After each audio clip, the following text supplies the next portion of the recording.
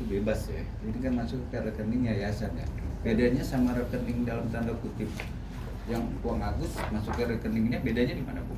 Kalau rekening kalau uangnya dana donasi juga sama dititipkannya di yayasan sama teman-teman. Uang yang kemudian disampaikan Mas Geri juga sama di yayasan.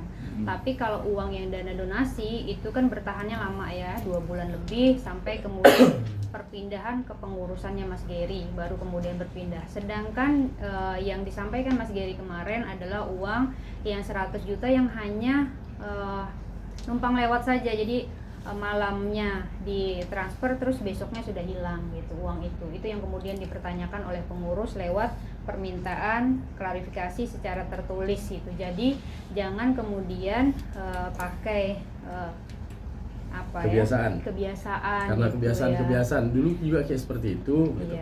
Sementara Mas Geri sendiri bergabung dalam yayasan di tahun Desember 2024. Artinya Mas sendiri merasa atau Mbak sendiri merasa bahwa Mas Geri ini tapi terlalu sedikit, berani, saya bicara by data AHU yayasan yang bisa diakses. Gitu. Ya artinya terlalu berani nggak sih Mas Geri melakukan ini? Gitu? Sebenarnya bukan ke sana ya, tapi lebih ke bertindaknya untuk dan atas nama siapa. Kalau kemudian atas dirinya sendiri ngomong apapun silahkan. Tapi kalau kemudian atas nama yayasan, maka ada dokumen-dokumen yang kemudian harus dilampirkan oleh Mas Geri. Misalkan saja, Mas Geri menyampaikan bahwa ada permintaan audit dari Kemensos gitu ya. Sampai hari ini dokumen itu tidak ada. Jadi, dan laporan yang disampaikan Mas Geri ke Kemensos terkait dana donasi itu sampai hari ini tidak pernah disampaikan kepada organ yayasan yang lain, pembina, pengawas, dan pengurus yang lain.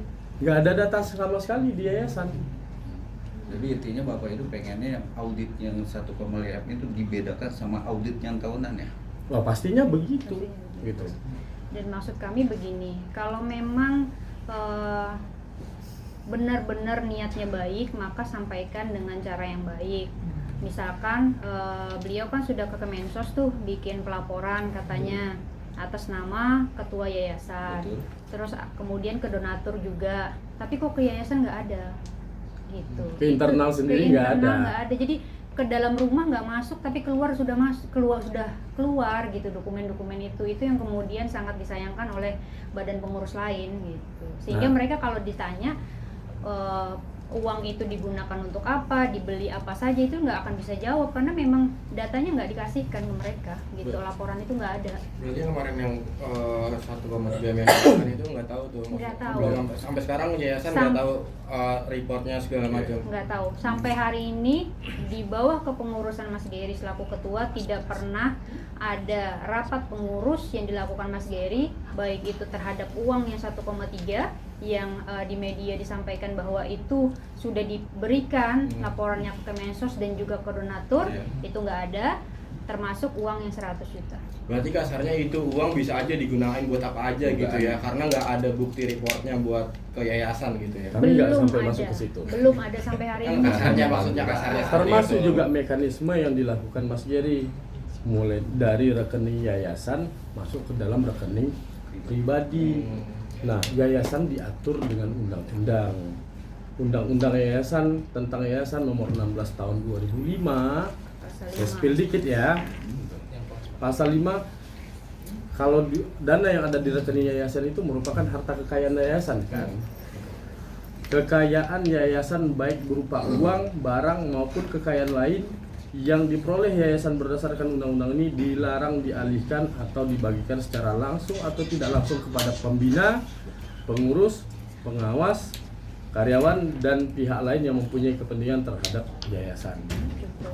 Nah, juntonya pasal 70. Jadi pasal 5 junto 70. Nah, pasal 70-nya adalah ketentuan pidana. Setiap anggota organ yayasan yang melanggar ketentuan sebagaimana dimaksud dalam pasal 5 dipidana dengan pidana penjara paling lama 5 tahun.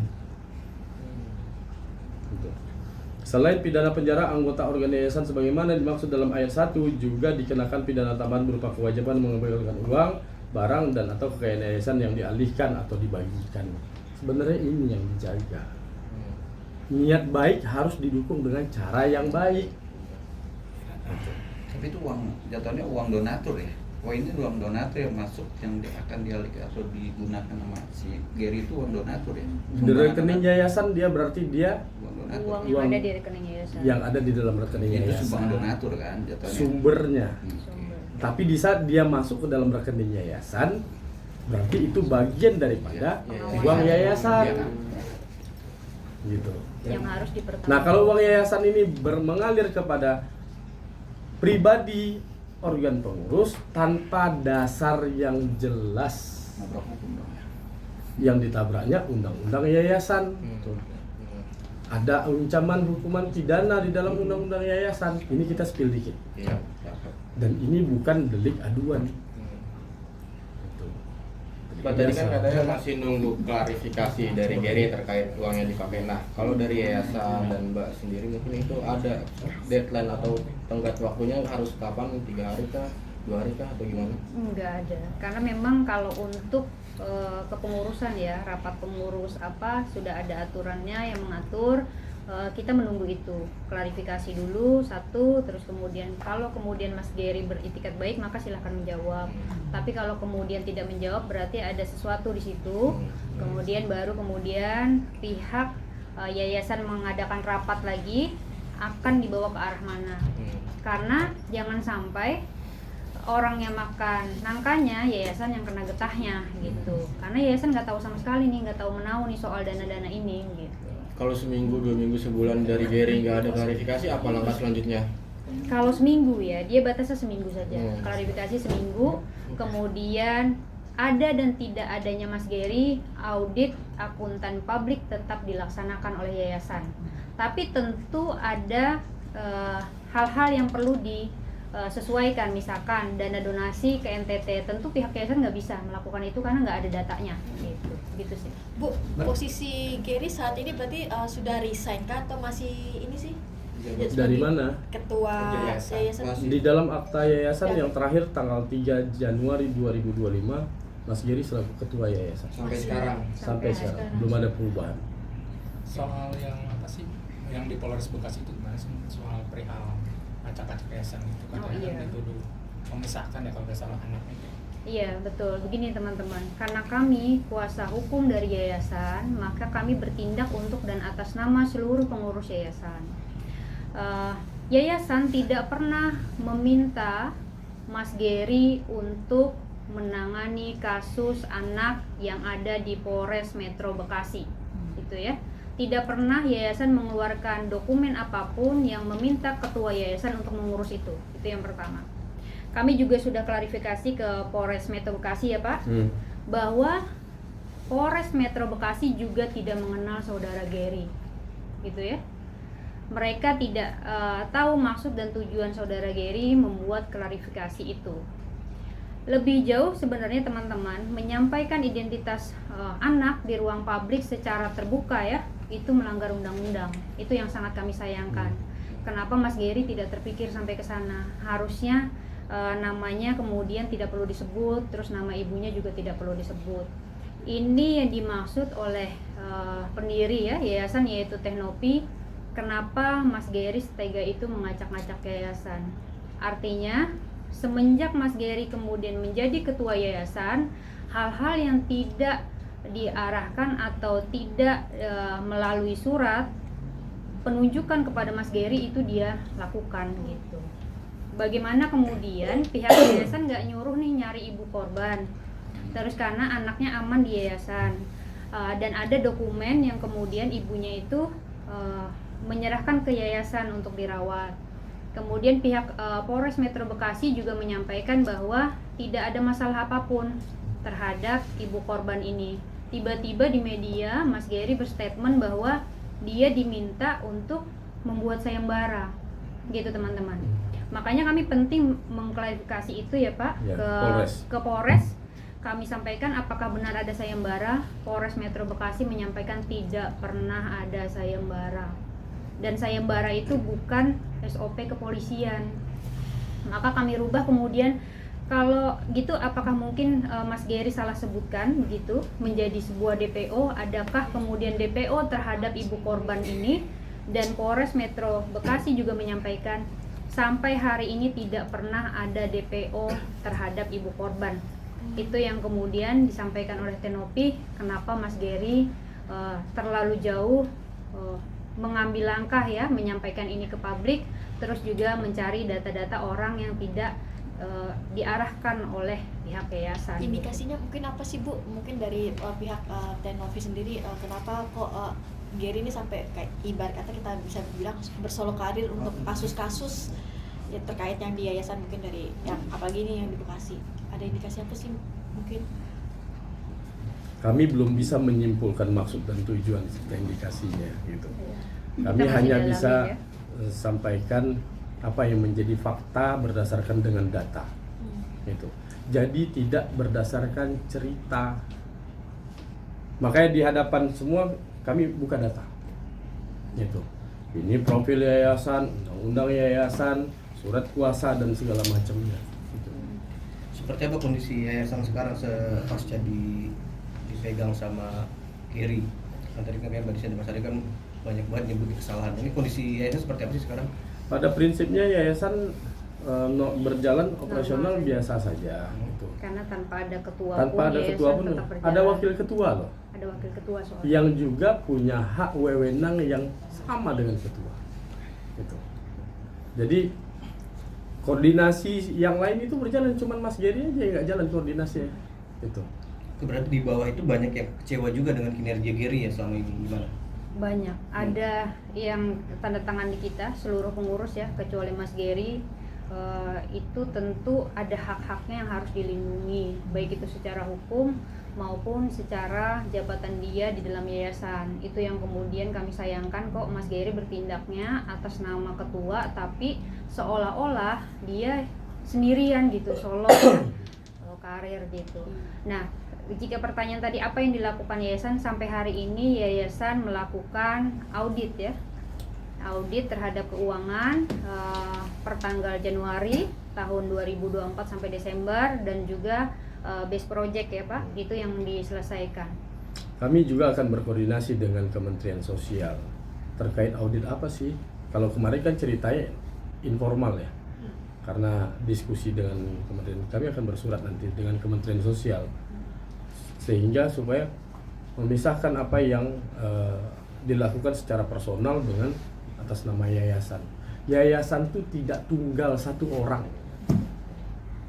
tetapi ada banyak orang yang punya peranan dan fungsi masing-masing dan berbadan hukum gitu, sehingga semua punya resiko hukum.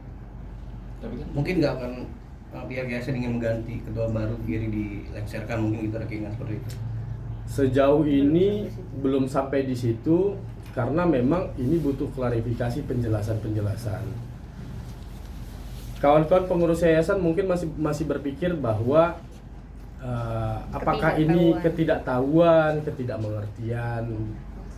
Bahkan memang sejauh ini kan dari pihak yayasan sendiri kan keep silent ya. Gitu. Tapi karena Mas Gary memblow up di media sosial gitu, ini membuat pengurus semua organ yayasan harus diluruskan ini. Tapi bicara diluruskan kan awalnya kan jadi PH-nya si Gary sendiri dong, ya kan? PH Pernah gimana? jadi bareng lah sama Gary ya kan waktu itu kan, nggak salah. Siapa? PH dari ini, ibu ini, ya Bu ya. Nah, kami tegaskan bahwa Beda. Mas Gary tidak masuk sejauh kami menangani Tenopi. Mas Gary bukan kuasa hukum. Jadi teman-teman Mas perlu Gary jelaskan masih betul.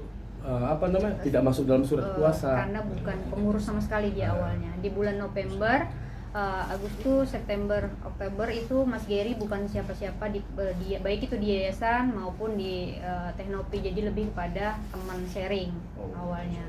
Mas Gary baru bergabung di yayasan di bulan Desember ya Pak. Desember sebagai sekretaris, baru kemudian di Januari menjadi ketua itu.